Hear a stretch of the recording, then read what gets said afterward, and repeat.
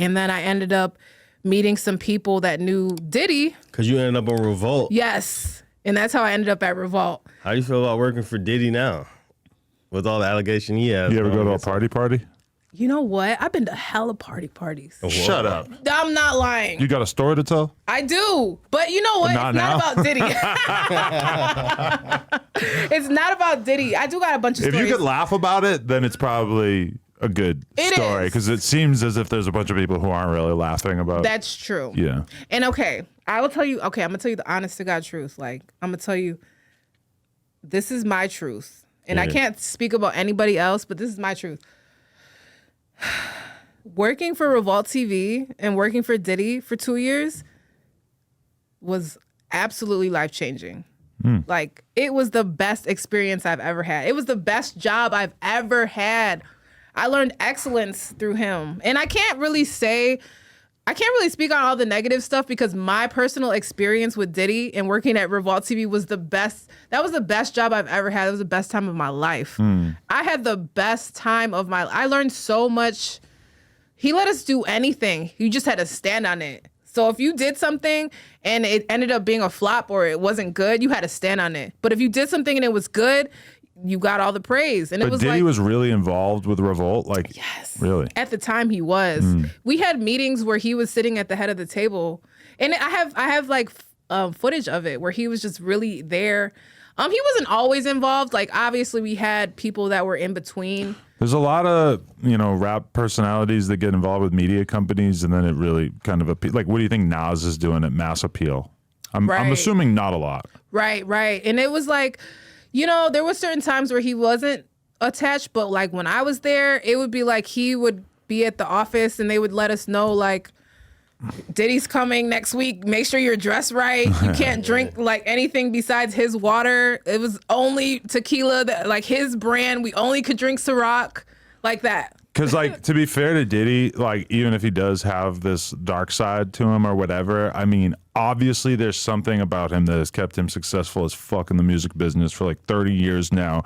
And it's kind of silly to like erase his contribution and how incredible he apparently is as a businessman just because of what realistically at this time, it may be quite disturbing what has been alleged, but it's a handful of people making allegations. So exactly, let's watch how the cookie crumbles from here, And I'm actually excited to be able to tell a positive part. I know y'all probably didn't want to hear the spicy, stuff, but honestly, I could say he gave me an opportunity of a lifetime. It was a dream to work at Revolt TV. I'm not even kidding you. Like, just to even see the way that he put the whole thing together and for it to be this media hub of like people that were creative and we got to make content and cover events. It was such a small team. It was probably like 20. It was so small in the New York office. And I ran their social media and I got to do interviews, I got to write articles, and I got to do anything. You just had to stand on it. So if it flopped, you were out of there. There's a lot of people that got fired. It was very cutthroat.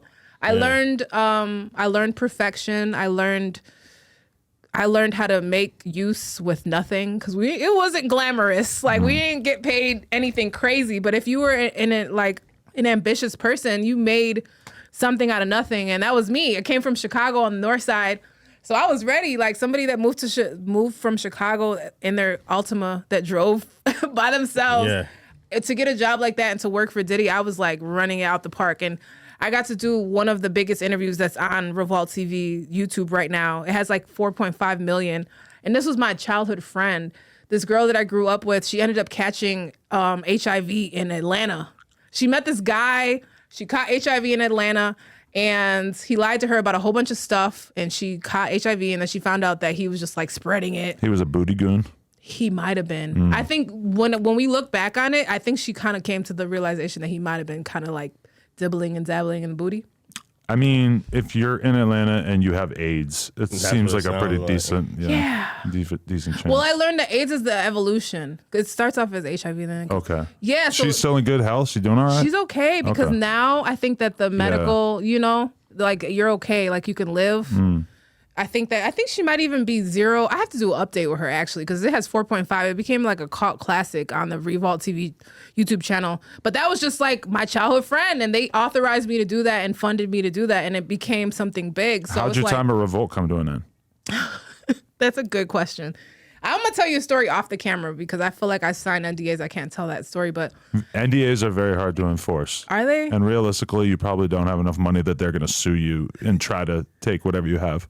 It would cost a lot more legal wise for them to try to get whatever out of you. Really? Well, I'm not going to push you too hard, but yeah, realistically, yeah. So there was 2 offices. There was the New York office and there was the LA office.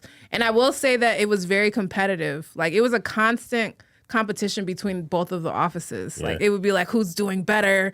Who's doing, you know what I mean? So it came down to a money thing. Diddy was investing in a whole different show at the time. And I don't know if you guys remember, there was a show called State of the Culture. Oh yeah, I remember. Joe Budden thing. I was almost on that show. Shut up. Yeah. What was going to be your role? White guy that sat on the couch and got picked on by Scotty Beam, realistically. This was before I knew who was going to be on it or whatever. I had some meetings with Joe and I was just like, I can't move to New York. Wow.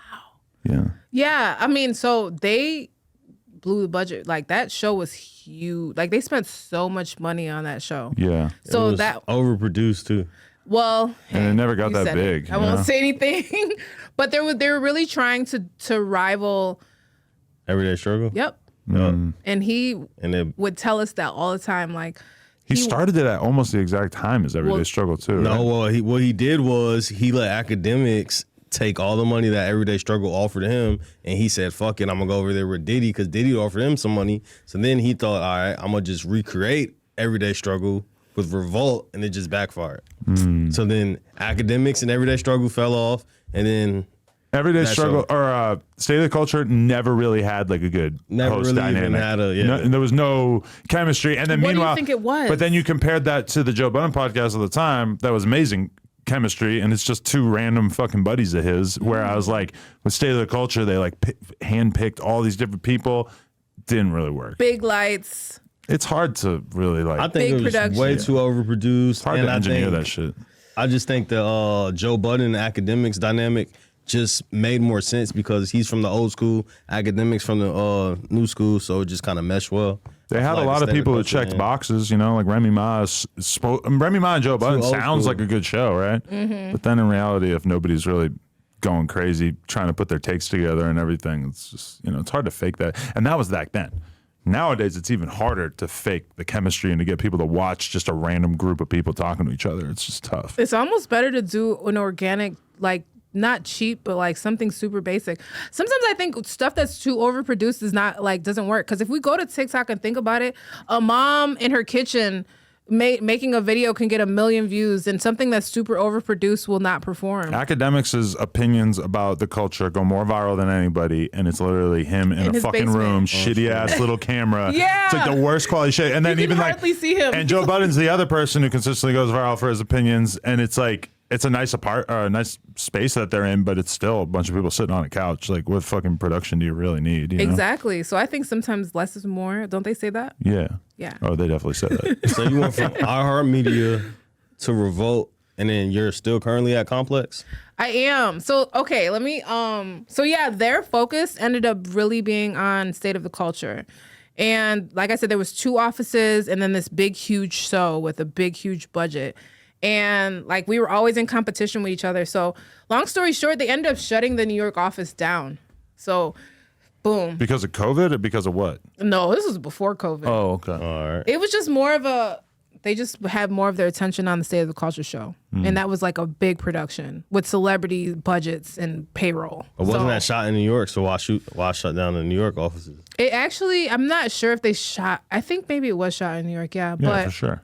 I think that just having a lot of people on payroll at the time probably wasn't conducive to having, and then having all these big celebrities on this big show. And it's also like this Remy was Ma a took the time budget. in which Revolt and Complex or whoever were experimenting with building out podcasts and paying a bunch of money to big name, performers to have on there and stuff. And realistically, I mean, Everyday Struggle wasn't profitable. There's absolutely no way State of the Culture was profitable. It's like when the holy grail is to make a show that gets like 300K on YouTube every week or whatever. I mean, that's it's going to cost you a lot to like engineer that. And unless you get big advertisers, and a lot of hip hop content is not advertiser friendly. Right. And then they were airing the show on the TV station, and you know, TV. Well, that's another revenue stream. It might have made it more valuable to them. Yeah.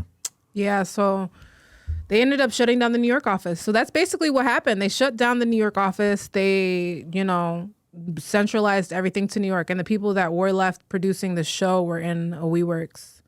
So it was pretty much like the end of the New York. And Diddy lived in LA. So and you don't see Complex or Revolt trying to do that shit anymore so much, I don't know, right? like you said, I don't know if it's hard to make it work. Yeah, I don't know if it's profitable. Yeah. So yeah, I ended up I worked there for 2 years. So like I said, I learned excellence. Like I can't say anything bad about Diddy. It was I had the best time of my life. That was my dream job. I mean, like he gave us the opportunity to really create something, and he never got in our way. He was just like, go ahead.